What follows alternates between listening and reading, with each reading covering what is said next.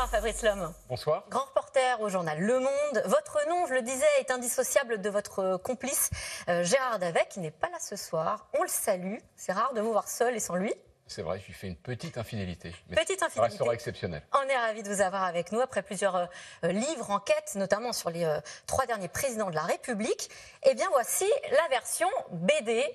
Voilà, avec ce titre, cette BD qui revient sur leur obsession du pouvoir. Cette obsession, finalement, c'est le point commun qui unit tous ces présidents.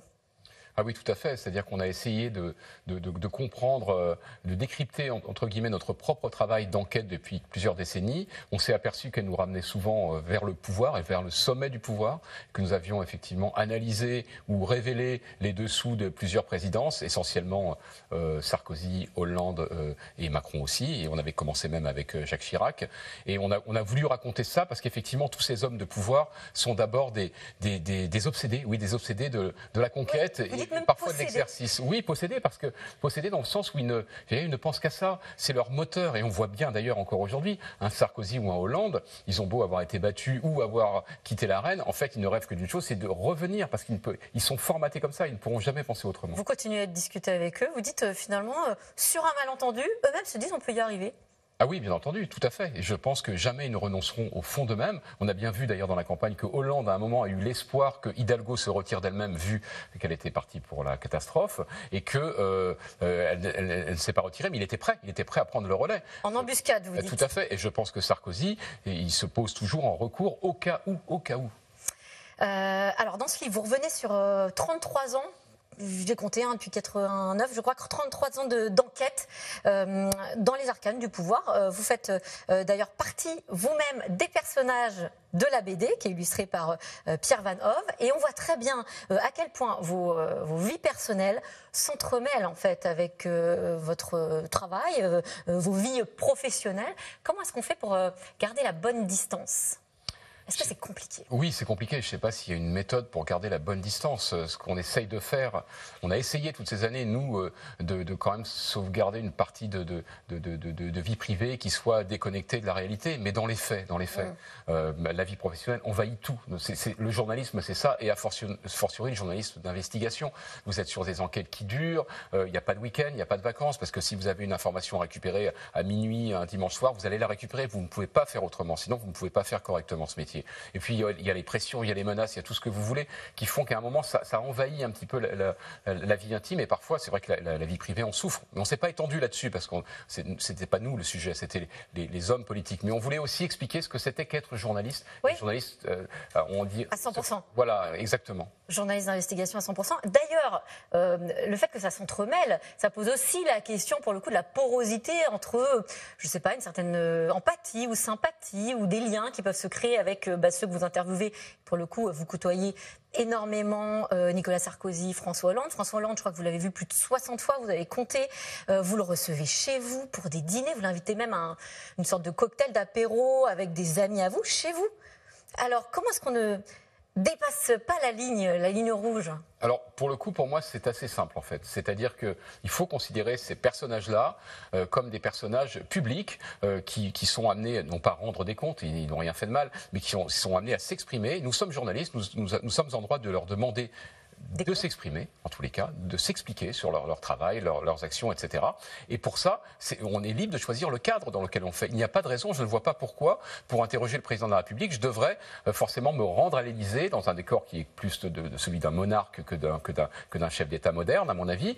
Et je pense qu'il faut aussi le sortir de sa zone de confort.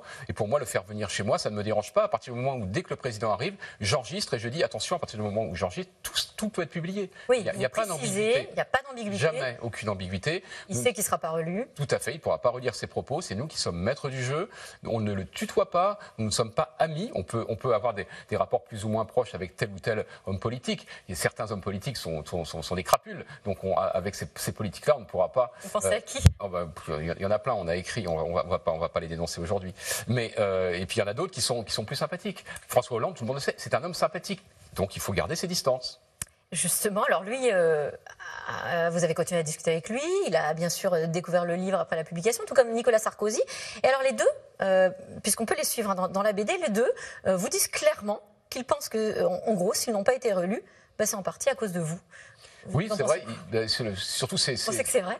C'est possible, mais surtout ce qui m'a le plus amusé, en fait, en redécouvrant ça, finalement, on fait un travail d'introspection, involontaire peut-être, mais en tout cas, on s'est aperçu qu'on revenait sur notre propre travail et on s'est dit, bah oui, c'est quand même assez cocasse que deux hommes qui se détestent cordialement, Sarkozy et Hollande, qui on sont. Voit bien, ouais. Je pense qu'on fait sentir clairement. Se balancent des crasses les uns et les autres.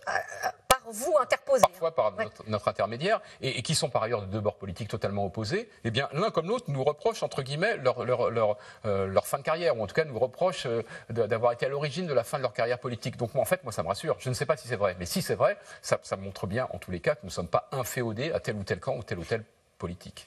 Il y en a qui refusent aujourd'hui de vous parler. C'est toujours aussi facile d'aller enquêter sur des hommes politiques ou d'autres personnes d'ailleurs après ces livres-là. Et comment dire, il y a des gens qui ne veulent pas nous parler, il y a des gens qui n'ont jamais voulu nous parler, il y a des gens qui ne veulent plus nous parler, et puis il y en a d'autres qui sont toujours d'accord pour nous parler, et enfin il y en a qui veulent d'autant plus nous parler, parce qu'ils savent aussi qu'avec nous, d'abord ce qu'ils pourront dire aura un impact, et l'impact n'est pas forcément négatif, d'autre part ils se disent il vaut mieux être dans leur livre qu'en dehors, parce que même pour notre ego, ça veut dire qu'on existe. Malgré les déflagrations, parfois. Parfois, tout à fait. Et par ailleurs, je pense qu'ils savent qu'avec nous, les règles sont claires. Il n'y a pas d'entourloupe. D'ailleurs, vous n'avez jamais entendu François Hollande se plaindre de la méthode qu'on aurait employée. Jamais. La seule chose qu'il reprochait à notre livre, c'était son titre. S'il n'y a que ça, je l'assume sans problème. Un président ne devrait pas dire ça.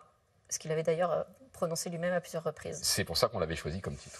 Vous êtes des habitués, mais bon, vous êtes seul sur le plateau ce soir, un habitué de Scoop. Alors, on en cherche dans la BD. Et alors, il y a quand même cette information sur les visites extra-conjugales de François Hollande. On découvre que vous le saviez bien avant que ça sorte dans Closer. Mais surtout, on découvre qui vous a donné l'info. Oui, parce que c'est un épisode assez savoureux et là aussi cocasse. C'est Nicolas Sarkozy qui, au détour d'un rendez-vous avec lui, au mois de novembre, quelques mois avant la révélation du Closergate, qui nous dit, donc en novembre 2013, si ma mémoire est bonne, qui nous dit, mais vous devriez vous intéresser à François Hollande qui sort en scooter pour aller voir sa bonne amie, etc.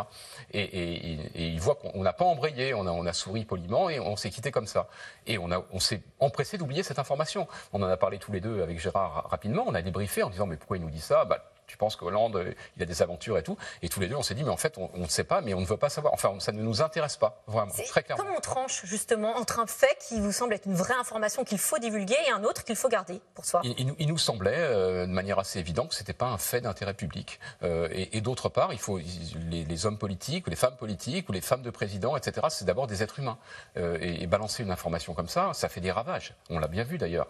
On n'est pas irresponsable. Donc, il y a des fois, nos informations font des ravages, mais si c'est pour dénoncer les fraudes fiscales du couple Balkany, qu'on a révélé avec Gérard Davet. Ça a des conséquences dommageables pour les Balkany. Il y en a même un qui va en prison. Mais je n'ai pas de regret d'avoir sorti l'information. Elle est d'intérêt public.